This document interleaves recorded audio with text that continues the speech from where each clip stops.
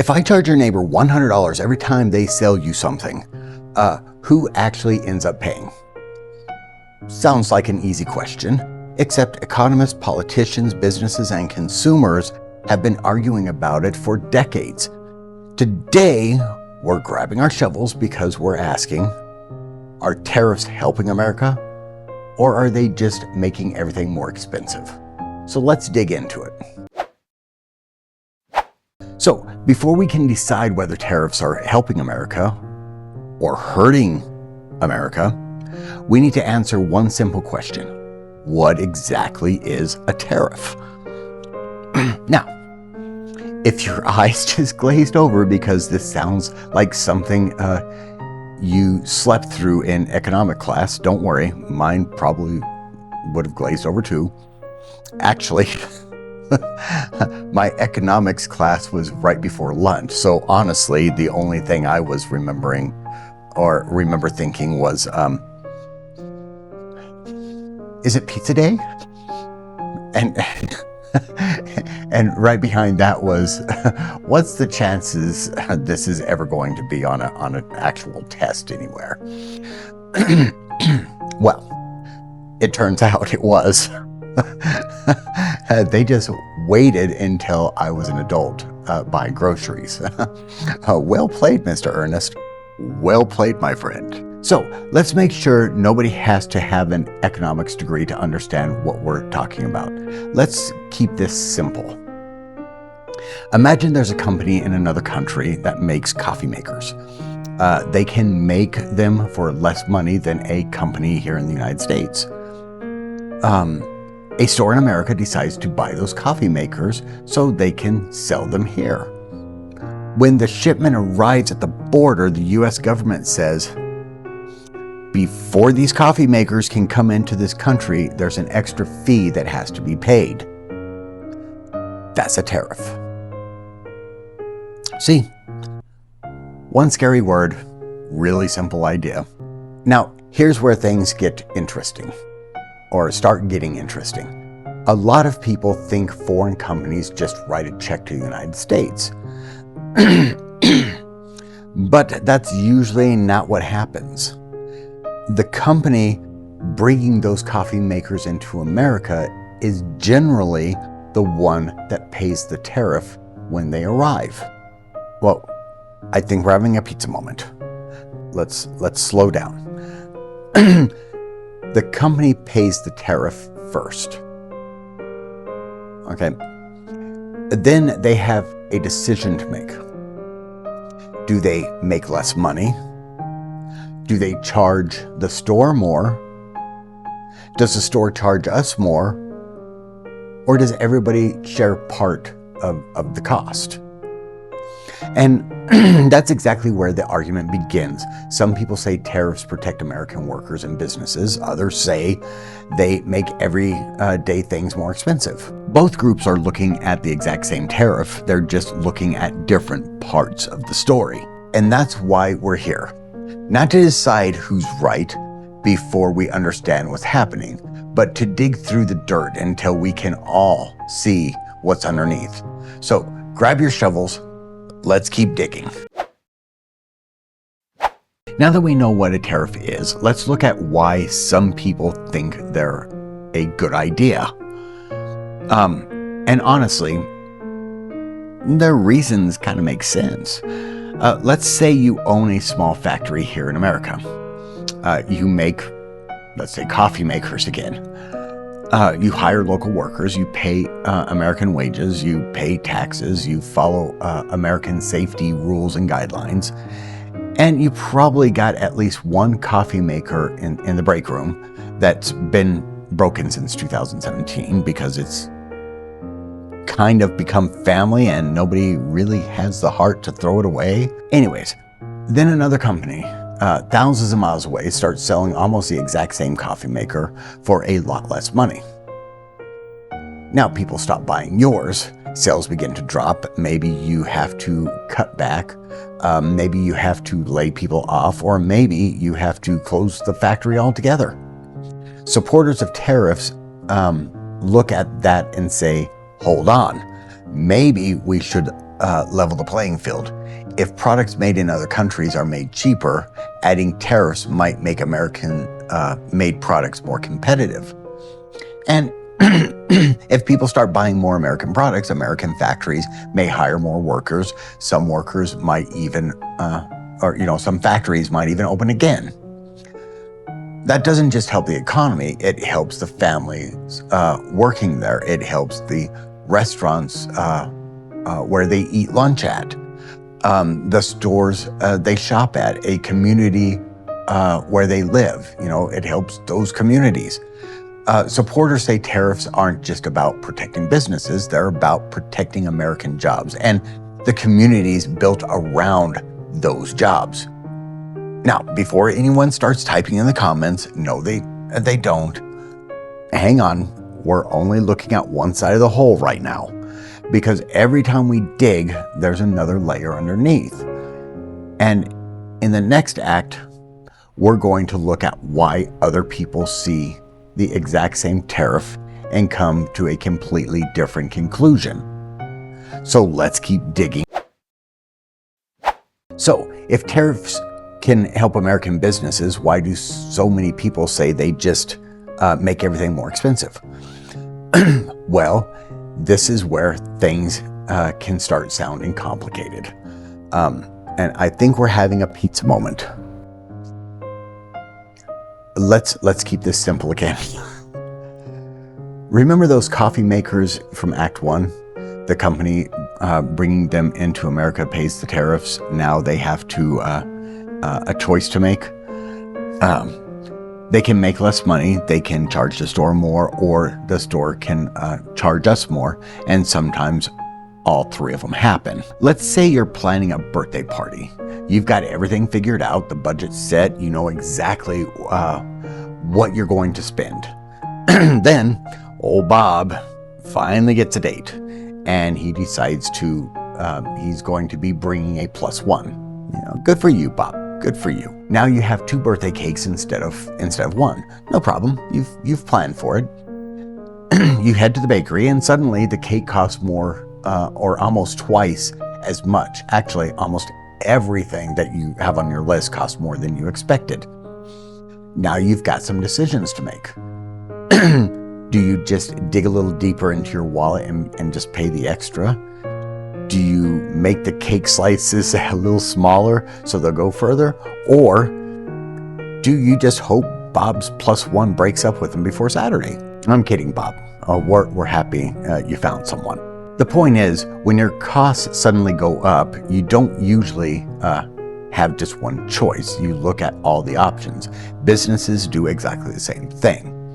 Supporters of tariffs say that's worth it if it helps American jobs.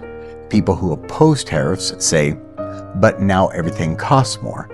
And that's why they're looking at the same tariff and reaching different conclusions. There's another thing people don't always think about. Some American companies don't just sell products, they build them. And to build them, they buy parts from all over the world. And if the cost of those parts goes up, building the final product can cost more too. That doesn't automatically mean tariffs are bad, it just helps explain why prices can sometimes go up. The people who oppose tariffs aren't necessarily saying American jobs don't matter. They're asking, is there a way we can protect those jobs without making everyday things more expensive? And honestly, that's a fair question. Just like protecting American jobs is a fair goal. And now we've dug through both sides of the hole. And in the next act, let's step back and look at why both sides can honestly believe they're right. So let's start digging into the next act. So who's right? The people who support tariffs or the people who think they just make everything more expensive? Honestly, I don't think the answer is always that simple. Let's say you're shopping for a new couch. You've been saving up for it. You've measured your living room 3 different times, just to make sure it fits, because let's be honest here.